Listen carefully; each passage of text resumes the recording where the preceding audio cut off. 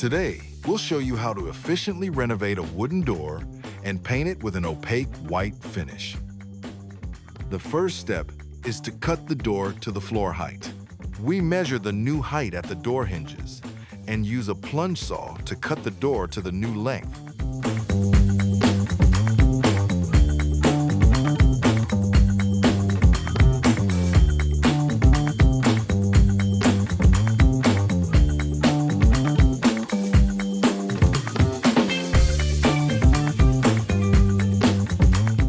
Then we check the fit of the door to see whether there is friction anywhere.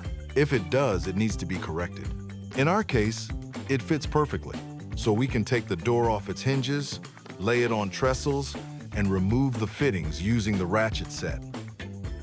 If we're painting a solid wood door white, the fittings should be removed so that no small edges are left behind. Besides, we're going to use new fittings and handles anyway, so off they go.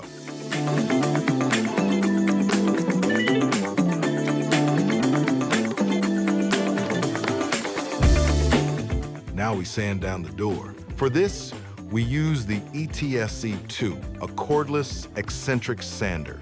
This gives us a very good surface finish, as the rotational eccentric movement creates a so-called smudging effect. For flat surfaces, this is definitely preferable to a rectangular orbital sander. As for the paper, we use our universal abrasive, Granat. There's a clear varnish on the door, and the Granat paper doesn't get clogged up by it. For the first sanding, we recommend a grit of 180. Don't forget the other side. We can't sand the door rebates and edges with the random orbital sander, so here we use the RTSC 400 rectangular sander, also with Granat, grit 180. After sanding, there's a bit of dust left on the door. We now vacuum this off with the extraction brush. What we already noticed, while sanding with the ETSC2 under the light, the door has a few dents and scratches. With the Cal-C work light, we examine it again and mark all the damaged spots. Then, using Japanese spatulas, we apply a synthetic resin filler, or fine filler.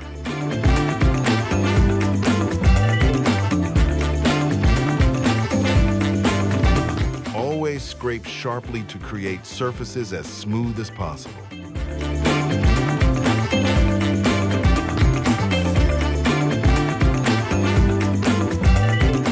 While the filler is drying, we move on to the frame. The procedure is the same as with the door, so we start by sanding. In this case, we go straight in with the RTSC 400, as the frame has a lot of edges and recesses.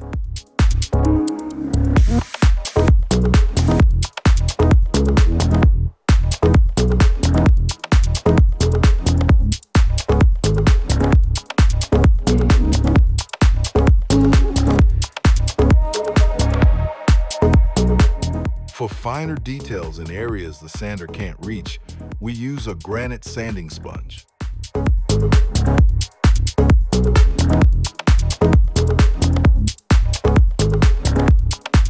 And again, we vacuum off the remaining dust with the dust brush.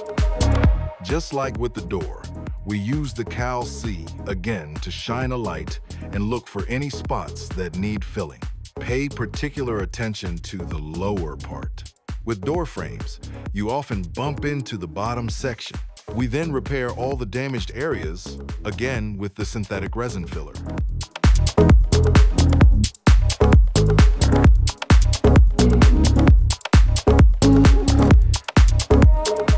While that's drying, we go back to the door and sand the filled areas. This removes any unevenness caused by the filling. Then vacuum again. We do exactly the same on the door frame.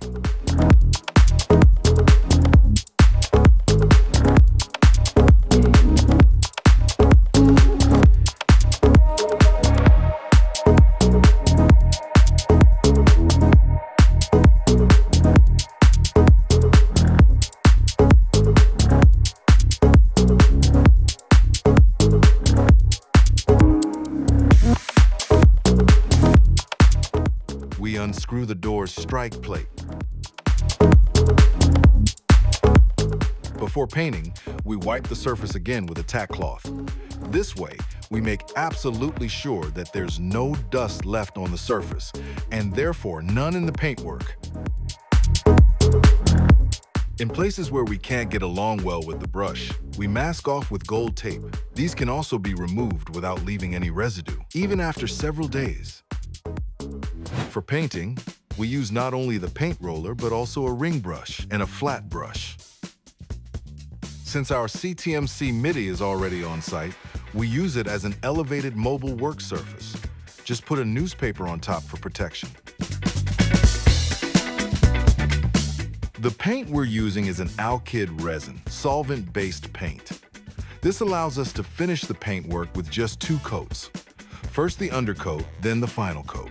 With a water-based system, we would also need an extra layer of insulating primer beforehand. We can skip that in this case, thanks to the solvent-based system.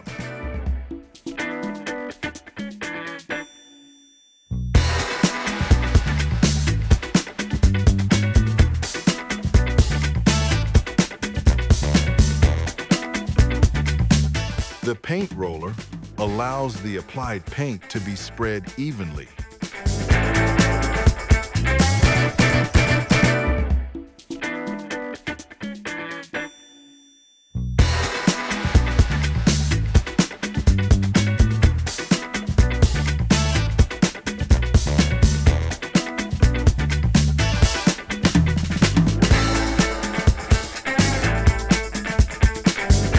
Once the frame has been primed, we move on to the door.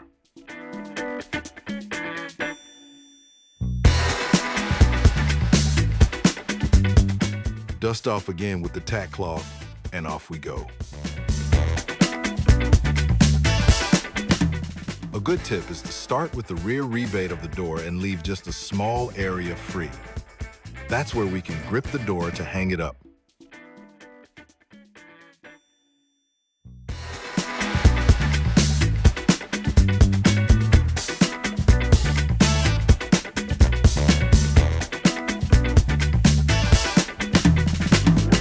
We use a wooden wedge to fix the door in place.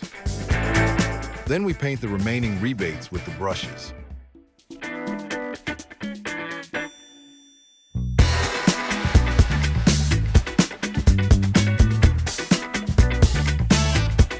The large surfaces are then painted with the roller.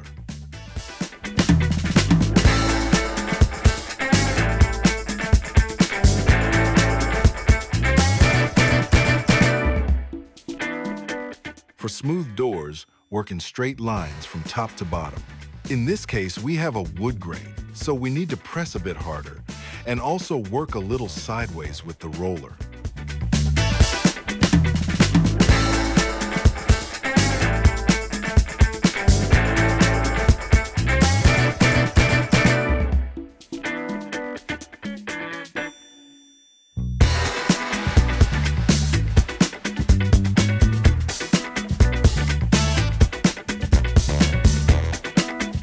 Move the wedge. And then you continue in exactly the same way with the outside.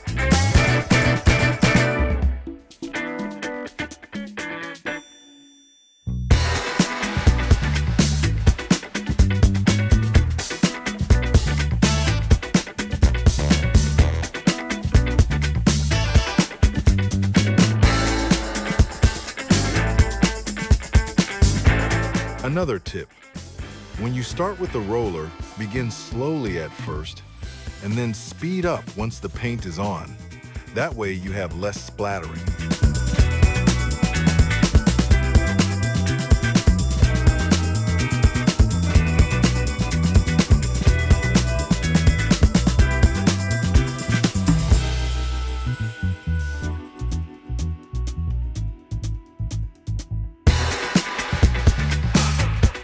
If you put the brushes in water, you can use them again the next day. Unfortunately, the roller can't be reused. Now it's important to follow the drying times indicated on the paint, and then you can continue the next day.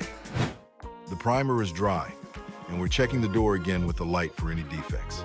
There's always a little something that stands out, and now is the last chance for corrections.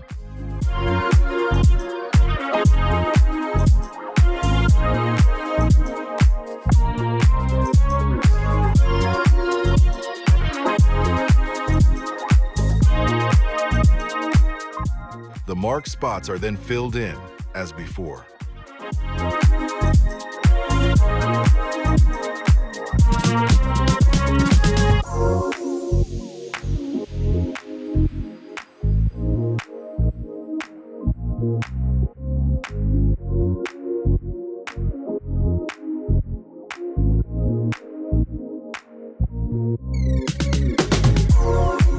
In this case, we also need a tube of acrylic.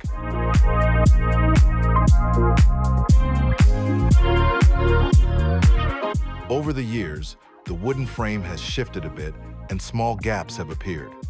We seal these with a thin bead of acrylic. Simply smooth it out with your finger. Careful, do not sand there afterwards.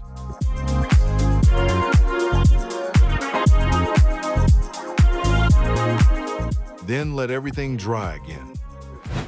Next, the undercoat and the filled areas are lightly sanded. For this, we use a fine grit of granite paper, P400 in this case. With coarser grits, the undercoat would be sanded off too quickly with such a powerful machine.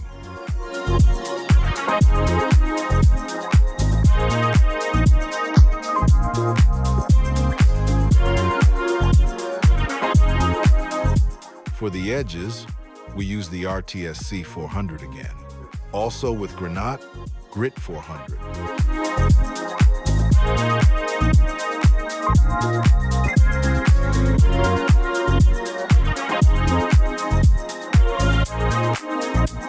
And then do the rest again with the sanding sponge.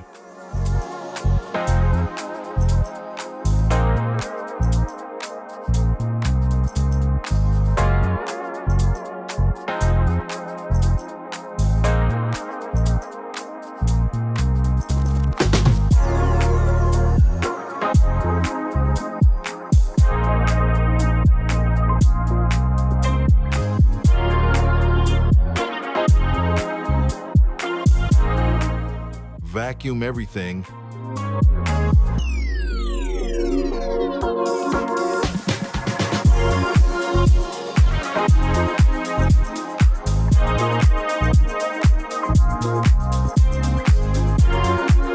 And wipe it down with the tack cloth.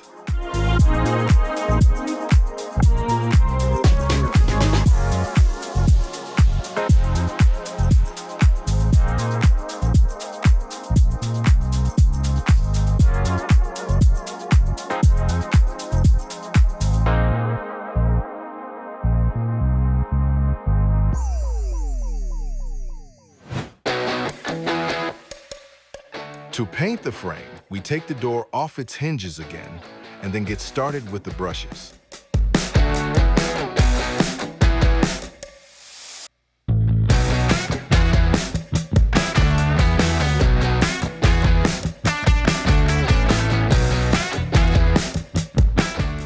Then use the paint roller to roll everything out evenly. This results in a better surface finish in the end. If you can't afford longer drying times, for example, if the building is heavily frequented, like in schools, then the faster drying water-based system is a good option.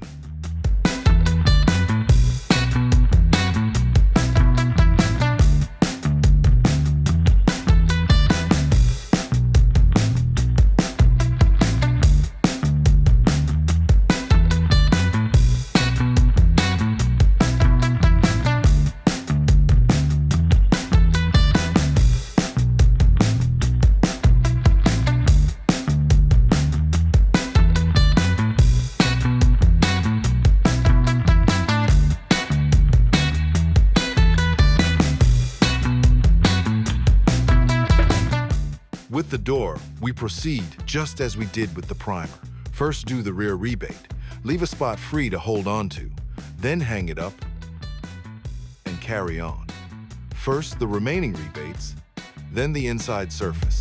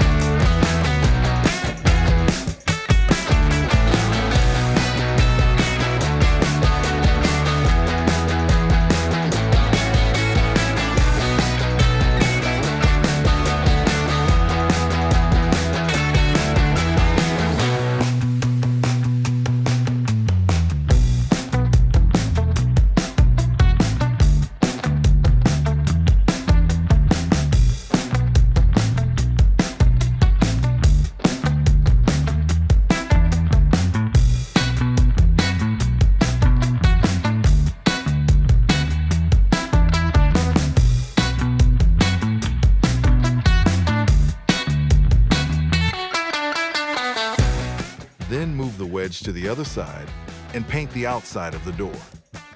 Here's another tip. Check in after 10 to 15 minutes and go over it again with the paint roller.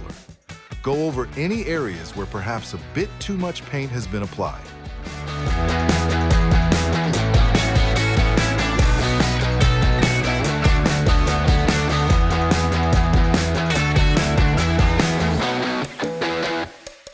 Let it dry.